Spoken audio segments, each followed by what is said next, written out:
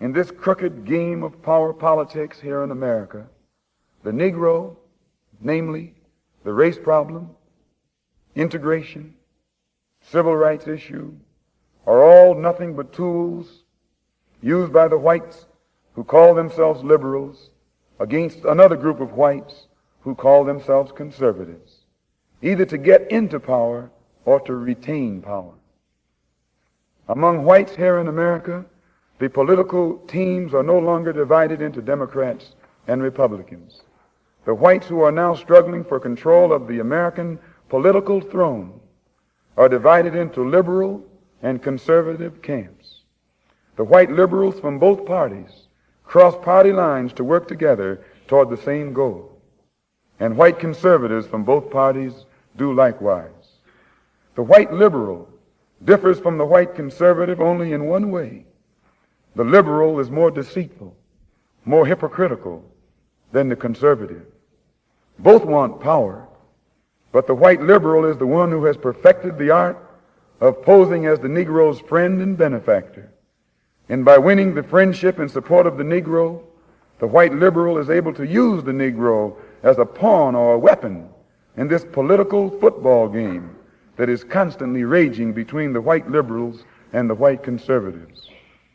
The American Negro is nothing but a political football, and the white liberals control this ball through tricks or tokenism, false promises of integration and civil rights. In this game of deceiving and using the American Negro, the white liberals have complete cooperation of the Negro civil rights leader, who sell our people out for a few crumbs of token recognition, token gains, token progress. In the New York Tribune, in an editorial dated February the 5th, 1960, they pointed out that out of 11 million qualified Negro voters, only 2,700,000 actually take time to vote. This means that, roughly speaking, only 3 million out of the 11 million Negroes who are qualified to vote take an active part, and the remaining 8 million remain voluntarily inactive. And yet it is this small minority, the 3 million Negro voters, who help determine who will be the next president. If who will be the next president can be influenced by 3 million Negro voters, it is easy to see why the presidential candidates of both political parties put on such a false show with the Civil Rights Bill and promises of integration. They must impress the 3 million voting Negroes who are the actual integration seekers. And if so much fuss is made over these 3 million integration seekers, what would the presidential candidates have to do to appease the 8 million non-voting Negroes if they ever decided to become politically active? They hold the balance of power.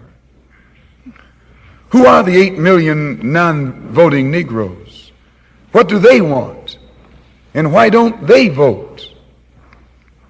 The 3 million Negro voters are the so-called middle-class Negroes, or high-class Negroes, or uppity Negroes, who are referred to by the late Howard University sociology professor E. Franklin Frazier as the black bourgeoisie, who have been educated to think as patriotic individualists with no racial pride whatsoever, who believe in and look forward to the future integrated, intermarried society that is constantly being promised to them by the Negro politician. And therefore, this integration-minded 3 million minority remain an active part of the white-controlled political parties. But it must never be overlooked that these 3 million Negro integration seekers are only a small minority of the 11 million qualified Negro voters. The 8 million non-voting Negroes are the majority, the downtrodden black masses. They have refused to vote. They've refused to take a part in politics because they reject the Uncle Tom approach of the clergy politician leadership that has been handpicked for the so-called Negroes by the white man himself. This clergy politician leadership does not speak for the Negro majority. They don't speak for the black masses. They speak for the black bourgeoisie, the brainwashed, white-minded, middle-class minority, who, because they are ashamed of their race, because they are ashamed of being black and don't want to be identified with black, they are seeking to lose this black identity by mixing and mingling and intermarrying and integrating with the white society. The race problem cannot be solved by listening to the white-minded, brainwashed minority. The white man must try to learn what the black majority wants. The president would be wise to try and learn what the black masses want. And the only way to find this out is by listening to the man who speaks for the black masses. And I can declare to you tonight and to the entire world that the man here in America who speaks for the majority, the downtrodden, dissatisfied black masses, is this same man who so many thousands of our people are flocking toward to see and hear. This same Mr. Muhammad who is labeled by you as a black supremacist and as a racist and as an extremist.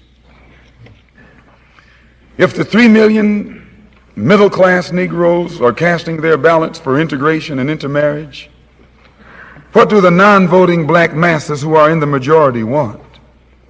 Find out what the black masses want, and then perhaps America's grave race problem can be solved.